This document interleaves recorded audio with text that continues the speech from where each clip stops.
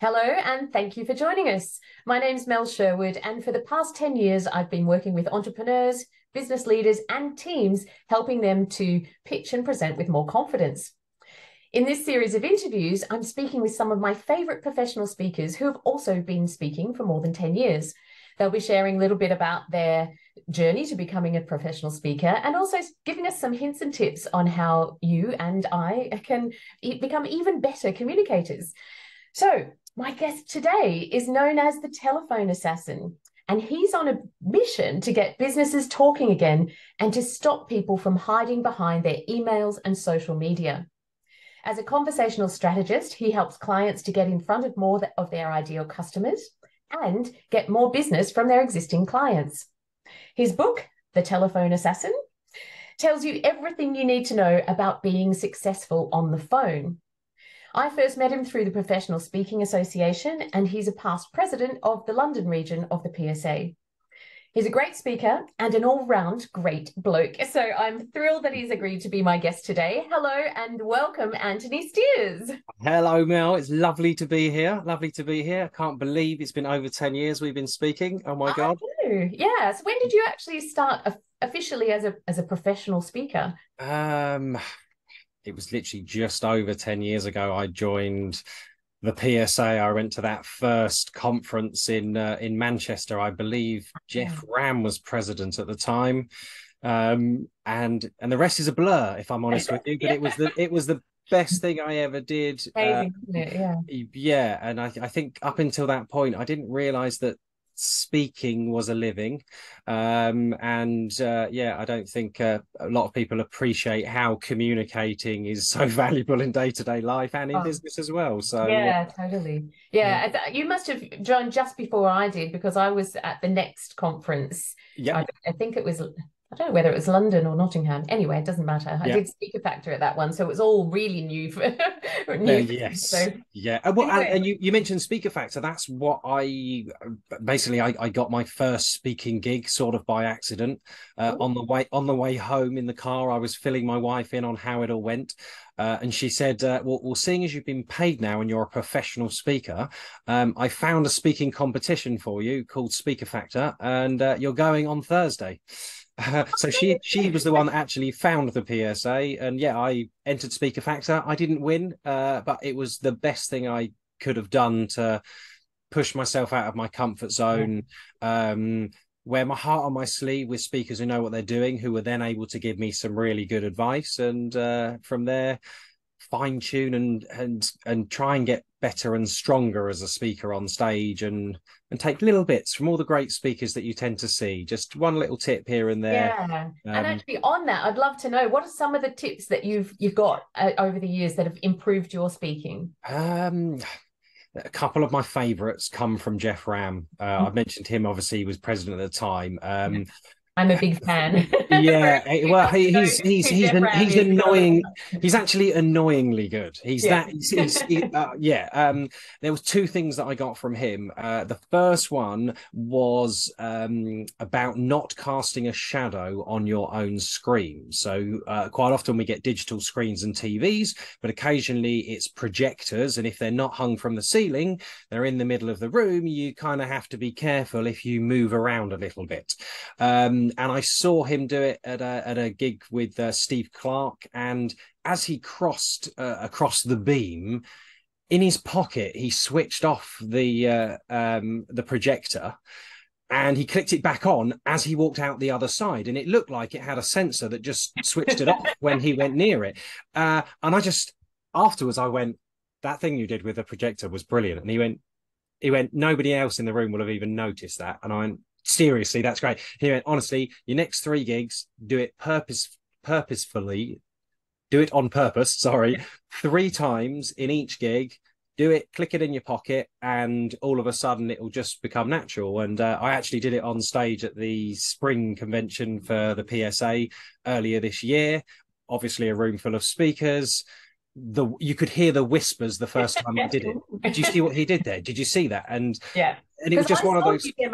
I saw you demo that very early on in my PSA journey when I think you might have been speaking in Scotland, Yep. And you told us about the secret. I'm like, that is so cool. Well, That is well, the so cool. thing that the way I actually used it to help me get sort of good speaking gigs and respect from event bookers was in my earlier days. I used to speak at a lot of business expos and business Mm, shows. So there's a lot of people there who aren't really professional speakers. They're more doing a pitch type session yeah. that's supposed to be a masterclass. And when they would phone and try and book me, occasionally they would try and position it like they've got a budget and then flip it on you to say, well, if you buy a stand you can have a speaking slot.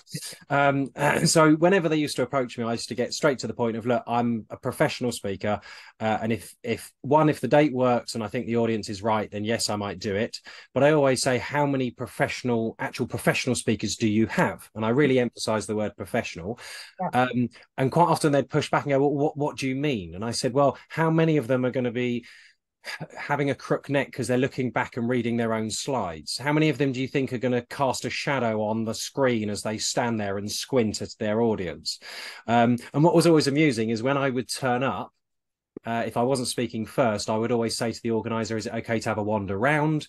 And I'd usually take them with me and we'd stand at the back of the room, and they would nudge me and go, they're doing that thing you said, aren't they? They're not a professional speaker. And I went, no, but they're not professional speakers. Yes. They paid to be there. Yeah. When they've paid you money to be there, so you can let them do what they want. But if you're a Yeah. professional speaker, it's just one of those little subtle little things that I think makes a difference. And then the second tip that I got from Jeff, which is, if you use, and I think as you become more of a speaker as opposed to training, you tend to find that your slides are more imagery. So you use more pictures and stuff that kind of capture the essence of what you're talking about and things like that.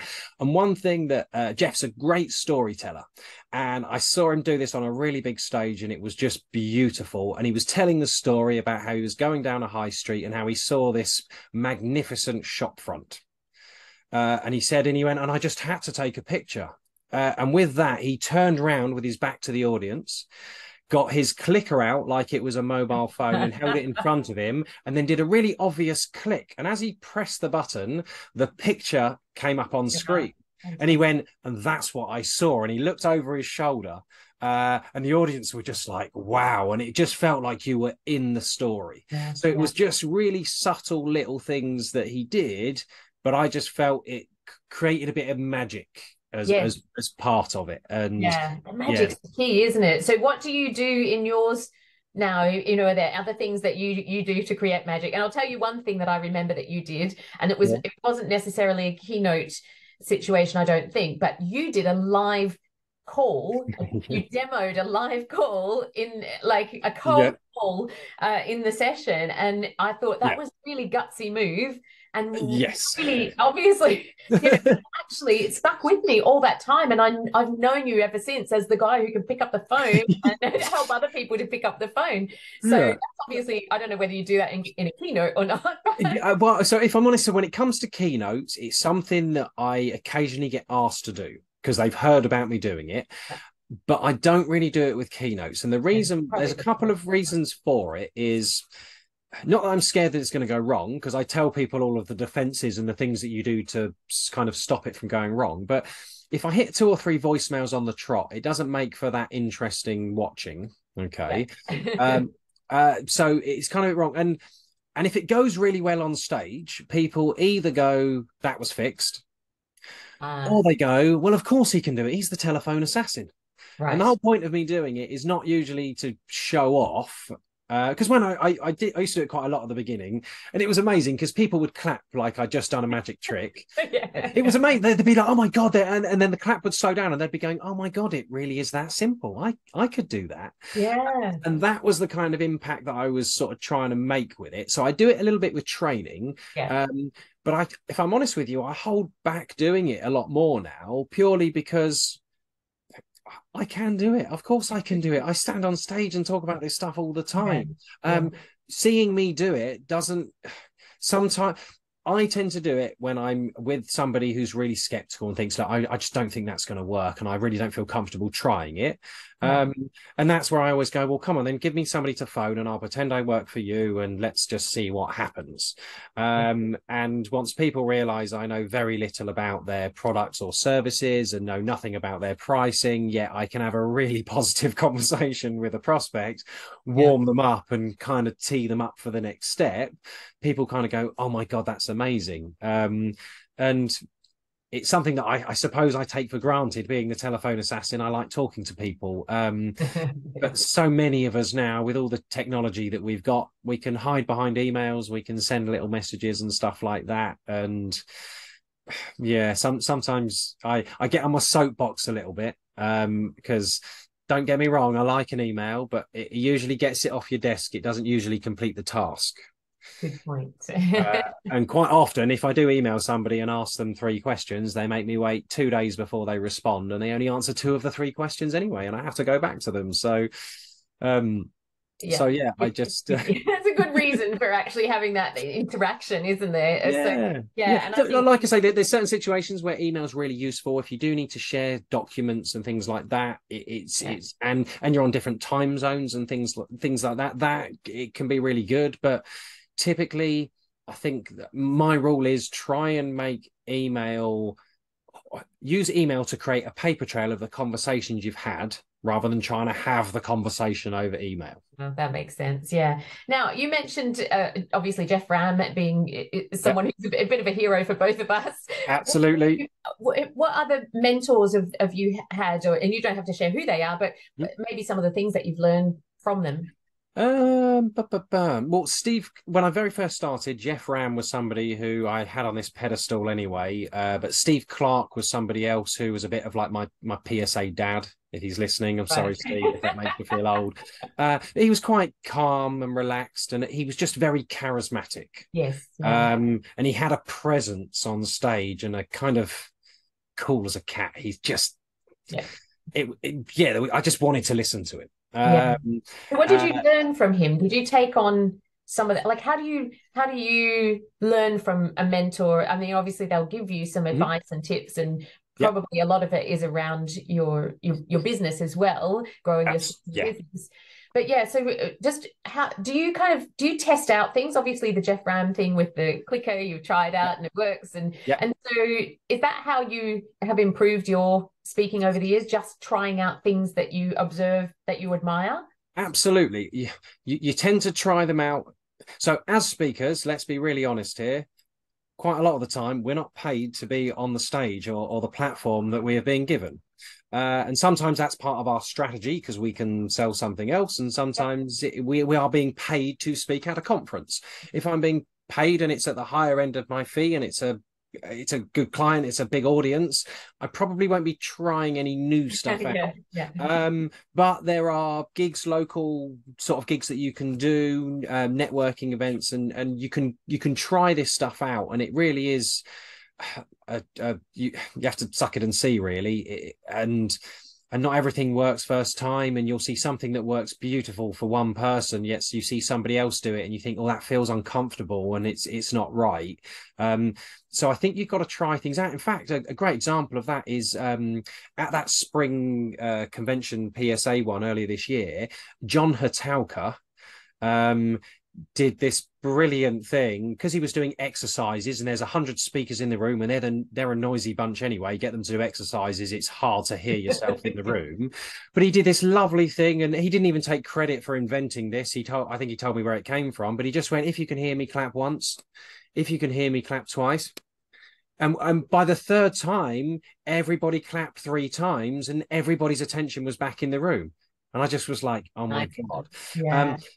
Literally a month later, I was in Stockholm with a good friend, Jenna Davies, or Jenna Dominique now, I believe. Now she's married. We had this lovely gig, 1,200 people in Stockholm. People and speakers were doing exercises. And I'll be honest with you, they were struggling to, okay, everybody, can I have your attention, please? Yes, and back in the room. And you could see that was happening. And I was the very last speaker. And a couple of the speakers were sort of going, "Oh, are you looking forward to it? Are you nervous?" And I was like, "Yeah." I said, "How did you find the exercises? Was it hard getting them back?" And all of them kind of openly admitted, "Oh yeah, it's a big room and they're all still chatty." And I said, "Well, I'm going to try something out." And I actually told them I was going to try it out. And 3 of the 5 speakers on the day came straight up to me afterwards and went, "I'm having that. I'm using that again." And I actually phoned John Hatauka, I think, from the airport to thank him for that particular thing. And unfortunately, that was a bigger gig, and I probably shouldn't have been testing it out. But I think it was one of them safer things to test out. It wasn't like a new intro or a gag that I was trying out. It was more of a room control technique. So yeah, and as speakers, I think when I went with the very first thing I went with the Thames Valley PSA, I remember meeting Alan Stevens. He's like the godfather of the PSA for anybody who doesn't know him. Okay. And he basically stood on stage, and I disagreed with this and hated the statement at the time, but he said, as a keynote speaker, you're going to speak all around the world. And he said, and it's going to be 90% the same every time. And 10% of it, you're going to tailor towards the audience. And I remember sitting at the back of the room going, that sounds really boring, just repeating yourself over and over again. Like, that doesn't really, I don't agree with that. I'm going to do different talks on different things. And it took me a while to realize that to do one talk really well, to be a keynote speaker and to nail it and to live and breathe and your content just flows, but you have the ability to just tweak it slightly, subtly, to make the context right for the audience, is exactly what a brilliant speaker does. Okay. And I see a lot of speakers who are newer to the industry who are trying to do lots of different speeches on different topics all the time, and sometimes it's just a bit of stage time and practice. But I always say, just get your keynote nailed, refine it, update it, tweak it, modernize it, review it. That's really good advice, actually. And I when I was starting to do these interviews, I mentioned on LinkedIn that I was doing it, and I asked people to fire questions at me that they wanted me to ask my guests, and that was around one of them that was talking about how do you get gigs and how do you get better. So the getting better part is just doing it over and over again in different places. And getting gigs, you've talked about a few different sort of unpaid opportunities, and I think the idea is that you just need to keep getting in front of audiences, and that's kind of how I grew my business, and you probably were the same, is that people see you speak and then you get invited to speak somewhere else. The more you speak, the more you'll speak. I have noticed with I call them showcases, not freebies, because freebies just sounds demeaning. Whereas a showcase is an opportunity to speak that you feel is a good opportunity for you to either practice, for you to be able to pitch, or for you to be able to try something kind of new out. Okay. But when I do my showcases, I tend to get a lot more people wanting me to do a showcase somewhere else. Whereas, so paid gigs tend to breed more paid gigs. Free gigs tend to lead to more free gigs. Not always, but I tended to use my showcases, those free ones, to pick up training clients. So I would do much more interactive type sessions rather than keynotes, because I want them to come and talk to me afterwards and book some training. But one thing that I did is obviously you can go to like Rotary clubs, you can like the Chamber of Commerce, they run events and things as well. But being the telephone assassin, I looked up the top events that could be my sort of jam in the UK when I started. And I stumbled across the Call Center and Customer Service Summit, and I basically looked them up. The event was in about 3 weeks' time, and I looked at all the speakers, and I noticed that actually most of the speakers were actually sponsors. So I realised they'd all paid to be on stage. There wasn't one professional speaker there, from what I could see. So I reached out to them. And I just said, hey, my name's Anthony Stears. I'm known as the telephone assassin. I'm fast becoming the go-to guy when it comes to telephone engagement. I noticed that you guys run events. I also noticed that you don't actually engage any professional speakers. So I can see that they're all sponsors. And I said, look, if you are ever looking for a professional speaker for one of your events, I've highlighted you as one of a handful of events that I will do for expenses only. So I usually charge a fee, but because this is my industry and I want to stay up to date with this stuff, that's my kind of offer. And they went, okay, thanks very much. Yeah, we've seen your info. Our event's in 3 weeks. We've got our speakers. We'll get back in touch. 2 months later, I got a phone call. I spoke at their events every year for 7 years. I've done the opening keynote, the closing keynote. I've done the panels. I've hosted it. It was I picked up my biggest ever training gig at the time from the very first one that I did with them. That's really cool. So if you can find the sorts of events that industry wise match your content, then they're the ones that you should self-select as being a good showcase opportunity. Yeah. And sometimes with those sorts of ones, as long as you play it right, you can sometimes get away from selling from the back of the room. So not really pitching too hard on stage and promoting a special offer and give me your credit card details today and you can have this, but a subtle, these are the sorts of things. If you like this, these are the sorts of ways that I work with clients. If you want to find out more or get a copy of my book, come and see me at the back of the room type of thing. I think those, you sort of have to tread the boards a little bit first, I think, as a speaker. That's really good advice, actually.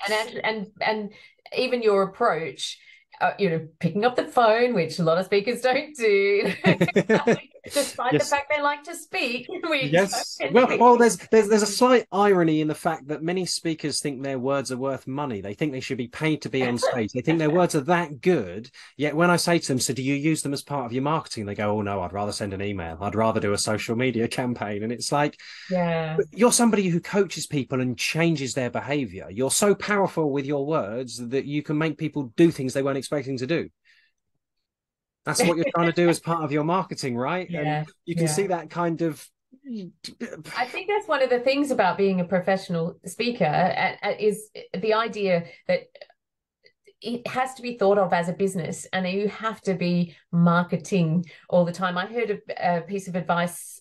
It was actually from someone in the NSA, and I don't know who it was. It was years ago. They used to have those Voices of Experience CDs. I remember them. Yeah. And I remember one person saying you should be spending 20% of your time and 20% of your budget on of your income, like money, on marketing.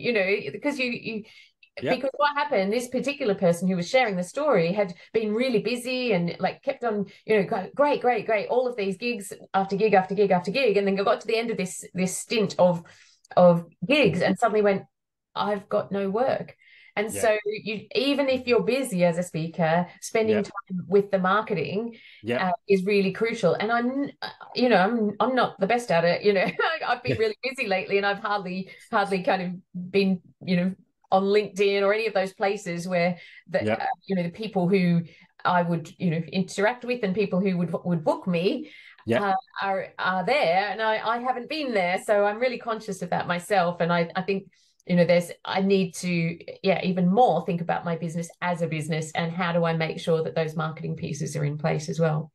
It's just, there's this kind of ego thing that sort of sits around being a speaker, which is sort of strangely ironic because most of us are real introverts and actually socially not the best. We're just good at slipping into character and have confidence in our content and our mission to change the world, that we get over our nerves and kind of get on stage and do it. Do you identify as an introvert?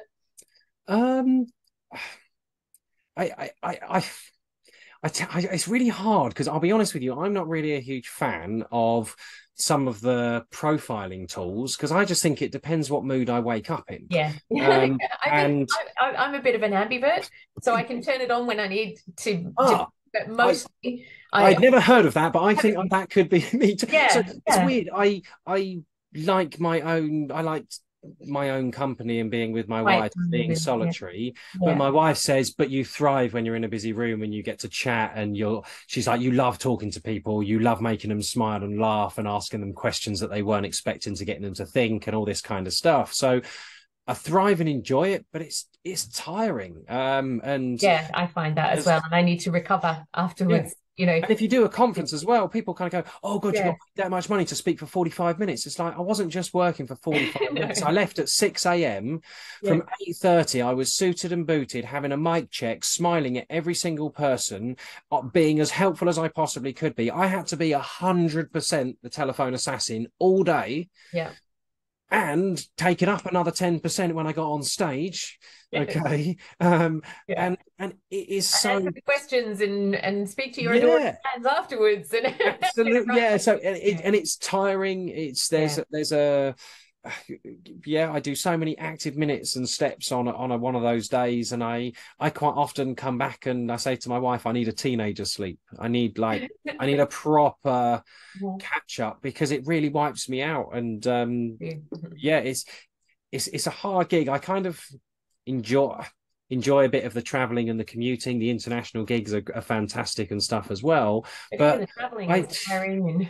but And I got really excited the other day. I got a client who's doing a gig that's 7 minutes from my house. oh, In brilliant! fact, my training yesterday, 12 minutes up the road. They don't happen very often, but it then kind of goes, oh, I really appreciate those sorts of Yeah, ones, because yeah, it's tiring. And we're talking about speaking, but even training and presenting, yeah, it's yeah. yeah, it's a Well, I was hundred down in percent. London again this week, and I spent most of the day on Monday traveling because I went by train, which I Yeah, work while I'm on the train, which is great. But yeah. yeah, that's it. Just that travel is tiring. Then a full day of training on Tuesday, and then back on a full day practically traveling again. Yeah.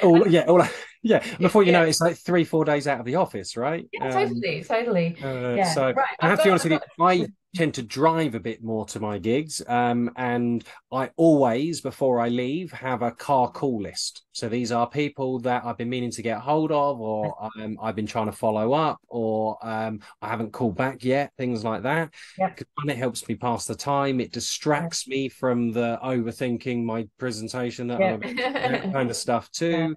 Yeah. So there's a few tricks there. But back to what you were saying about the business thing, it's sometimes you've got to get out of your own way, and you do need to look at the figures.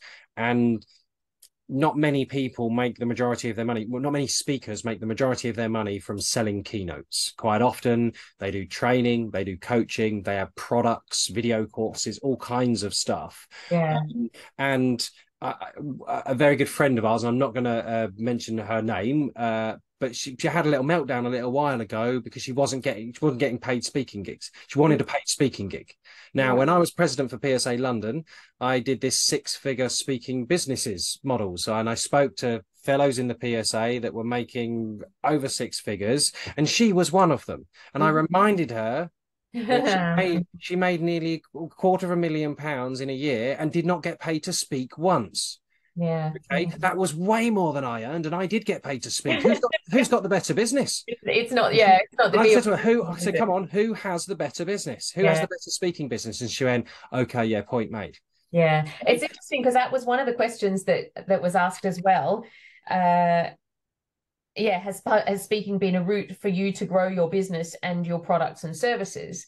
And I mean they're all interlinked, aren't they? So by speaking, you're more likely to sell more services and products if you have them, and vice Absolutely. versa. Yeah. Yeah, absolutely. So my very first mentor was a guy called Phil M. Jones. He's got a book called Magic Words. In fact, he's got lots of books. He's absolutely brilliant. But one thing he said to me is, he said, as a speaker, you're going to be in lots of different rooms with lots of different people with very different amounts of money in their pocket. He said, my advice is serve every budget. He Good. went, so he gave me this sort of sliding scale. He went, if they've got no money at all, point them at YouTube, record some free videos, let them have that. He went, if they've got a tenner, let them buy a book. He said, if they got £100, absolutely. If they got £100, he said, why don't you do open workshops? And I did them through like the Chamber of Commerce and people like that. Yeah. And then it got higher and higher. If you then wanted training, and then if it was speaking, and it just sort of built up and built up. And that's kind of what I did to begin with. And then I remember meeting back up with him a few years later. And we went for lunch up in Marlow. It was really nice, and I remember sort of saying to him how I was sharing this same thing with some other speakers. And I said, "So, like, what's happening with you?" And he went, "Well, I'll tell you what." He went, "I now just work on both ends." And I went, "What do you mean?" He went, "Well, I've made enough money now." He said, "So my new strategy is," he went, "I want big, high-paid speaking gigs. That's my goal." And he went, and the only way I can do those is if I stop doing the little ones, Yeah. take up my time and stop me from getting those big ones. And he said, so I want big gigs. You know, but if I haven't got big gigs, then I'd rather not swap time for money, and I'd rather create products. So he said, so I'm now at either end, create products that I can box shift. Okay. Yeah. And actually, I used to call him mystery package. Okay. Because he literally that's what he told me. He said, own your niche and stick to it. He said, bottle what you do so that you can resell it, and serve every budget. No. Okay. Yeah. And I just thought it was just such lovely advice. And it stuck with me this whole time, because I remember one of my clients asking me to be the negotiation assassin for one of their conferences. I'd already done the telephone assassin twice. Right. And he said, and I went, can I recommend another speaker? In fact, I've got two speakers. They both written books on negotiation. He went, no, my team love you. Just do it. And I went, all right. And I did it. And it was the worst gig. And it didn't go Really, bad. I liked it. yeah. I hated it. I Yeah. Yeah. felt like I was putting on somebody else's suit, and it was Yeah. weird. Stick to the knitting, they say. Stick to the knitting. Absolutely. So I suppose that Yeah. was a sort of philosophy that I was sort of Yeah. shown: serve every budget, basically, no matter how much they've got, have something they can buy, which I thought was a good tactic. And I still kind of do that. It's just a Yeah. bit more elongated because I charge a bit more now and what have you. But that, I think, served me quite well, and it then made me also think. Oh, and then there was one other thing that he gave me, and this I think will help speakers feel better moving forwards as you grow your business, and particularly if you're going to book more showcases. Okay. He suggested that I create a value swap document. Okay.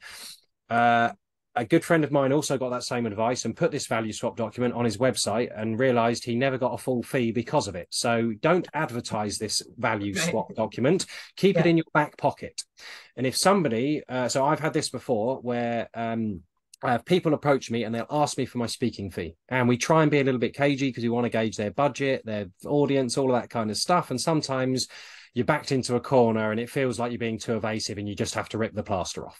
So the phrase that I would usually give is, well, usually gigs like this tend to go through the bureau, and they will quote you £5,000, but that does include 25 books, a briefing call, and a promo video. Yeah. But what kind of budget do you have? Yeah.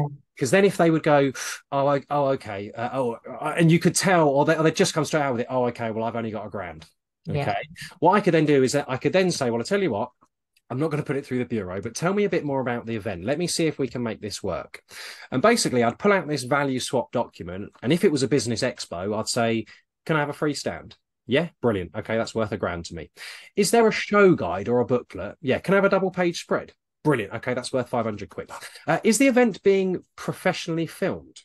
Can I have access to that footage? Yep, that's worth £500. So it was one of those things that it stops you from doing, please excuse my phrase here, ladies and gentlemen, PDP, which is pants down pricing, you know, where you think you just have to drop your price because that's what's going to get you the deal. It stops you feeling like you've just gone from £5,000 to going, go on, then I'll accept £1,000. Yeah. Make you kind of go, well, I tell you what, if I can have a stand, or I can have a page in here, and you don't mind doing me a video testimonial at the end just to tell me what you think the audience thought of it, and you can kind of tee up these conditions. Are of value to a professional speaker. So it is worthwhile having that conversation. Generally, that's good advice. Yeah. Yeah, and I think if you have the conversation and then you agree a deal, you can then invoice them for the £5,000 minus £4,000, or on the condition that this is received by this point, this is done by this point, this is done on the day, Yeah. So I think that there's things that you can kind of do and think a bit more business-like. Yeah. But in the early days, you will take any stage you can get. Yeah, Okay. I think that's the key, isn't it? Like you've got to get that stage time because one of the things I talk about is you don't get better at anything without practice, and public Without, speaking is absolutely, yeah, you've just got to keep getting in front of people and keep doing it. yeah. And from both our perspectives, the more we're in front of an audience, the more likely we are to be booked again. So Yeah. yeah, but And this and on conversation, that note as well, with the practicing, the reason that you need to practice, and Jeff was somebody who told me this. He said some days you'll be on a huge stage, like a concert hall, and the next you'll be in a chamber event with 20 people. In fact, last year I did. At the time, it was one of my biggest events. It was over in Lithuania. There was 2,000 people. It was jumbotron. It was in like a proper concert hall. Like it was amazing. Okay.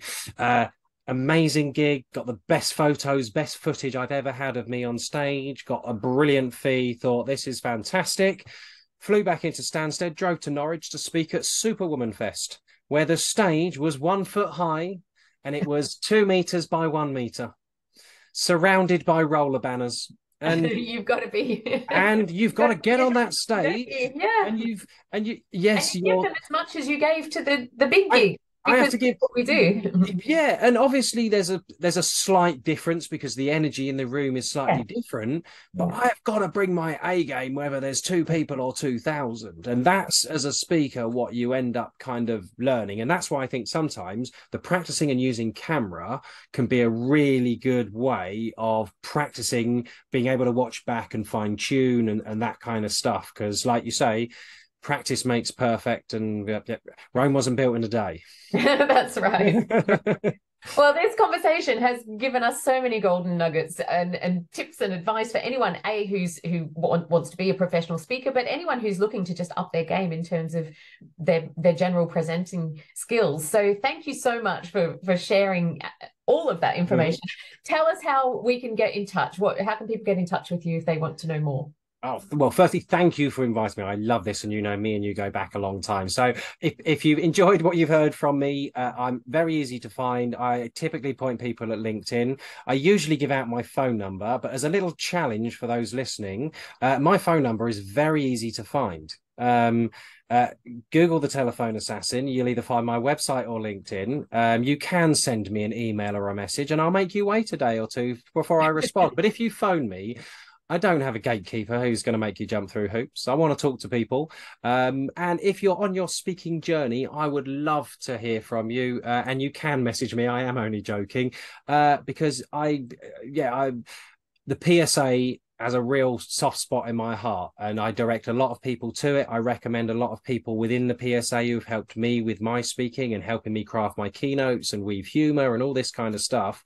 If you want to get in touch, you can email me, you can phone me, connect with me on LinkedIn. If you use any of the tips that we've talked about today, I would love to know what happened when you tried to put it into practice. So share that with me too. And Mel, happy 10-year anniversary. Yes, It, and happy 10-year anniversary to you too. I I, understand that your book is 10 years in it September. Is that is, right? It's it got a is birthday, so happy birthday to your not book. long, not long. So 10 years. But yeah, so many happy returns to you as well. And thank you so much for inviting me on this. I hope those listening have found it useful. And I look forward to tuning into your next videos as well. Absolutely. Thank you again. Really appreciate it. I'll see you again soon. See you soon.